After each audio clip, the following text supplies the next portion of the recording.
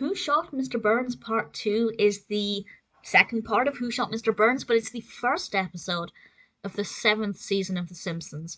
And this discussion will contain spoilers.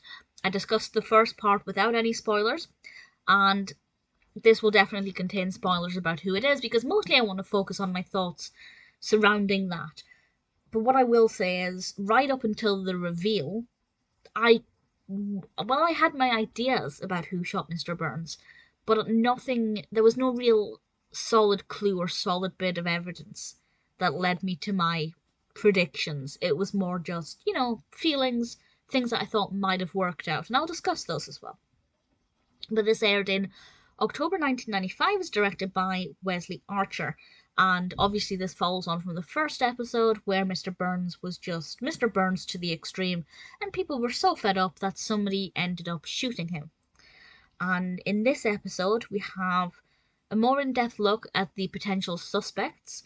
Basically anybody is a suspect, but they do focus on certain people more than others. And from this point there will be spoilers. The episode focused quite heavily on Smithers, and I think for the most part I never thought it was going to be Smithers. I never felt like he was... I thought they wouldn't make him the culprit, but a lot of the evidence pointed to him, so I was very confused, and when they reveal certain things that he did that answer some of the questions, I was pretty impressed. I do think it's a very cleverly written episode. But unfortunately, the reason it's cleverly written is because there are so many clues. And as I said, spoilers from now. It feels wrong talking about this, but there will be spoilers. I'm going to say Who Shot Mr. Burns. The reason it's cleverly written, but cleverly isn't the right word, it's sneakily written, is because we are fed so many clues. But apart from one, no clue points to the person who shot Mr. Burns. And that person is, of course, Maggie. And as soon as that was revealed, my first thought was, what an incredible cop-out. You plant all of these seeds, you give all of these suspects potential alibis and MOs and reasons for shooting him, and then you just pick somebody who accidentally shot him, and it felt like a huge cop-out, like they'd spent so much time creating this craftily woven narrative, and then they just ignored everything they'd done and said, actually it was the baby, and it was an accident. There was no malicious intent, which maybe is a positive thing. Maybe you can say none of the characters in The Simpsons had such dark malicious intent because it was an accident. And I feel like it just, even when they kind of looked back on it and we could piece together where he was and how certain clues might have pointed to him being near Maggie, I just felt like it was a huge cop-out, and honestly I feel it's really disappointing. And I feel like they maybe think the same way too, because there are quite a few episodes after this where they make reference to this, and they do it in obviously kind of light, jovial ways, and they can see how just ridiculous and ludicrous it is. And I just feel like it was really disappointing, and it really let me down. If I had to guess who it was, a tiny part of me was still thinking Smithers, even though I really hoped it wasn't.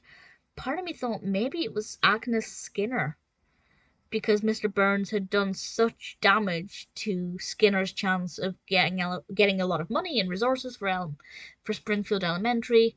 Maybe Agnes Skinner was going to do something that showed that she actually loved her son, because she basically only ever badmouths him and criticizes him, but I think deep down we can see that she does love him, and doing something that severe would have really showed that.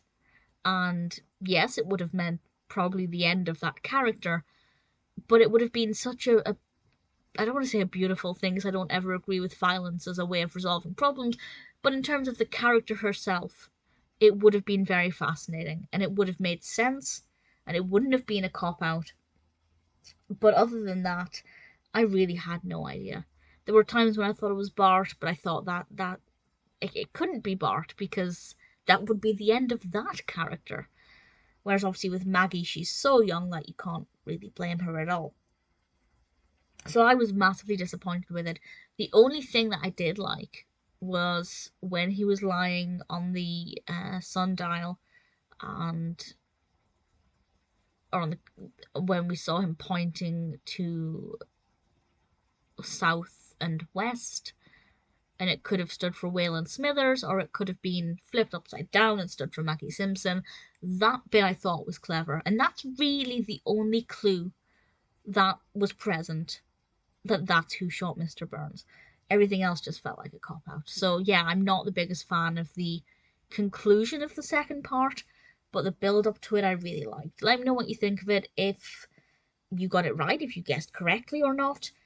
Definitely for me, it's not as good as the first part, which, the journey is often more fun than the destination in life, and that's what we got here. I still think it was a big thing for them to do, and I think it worked pretty well, except for the reveal, to be perfectly honest. But I guess it would have made people very surprised and unexpected, which is always interesting enough. Definitely very fascinating.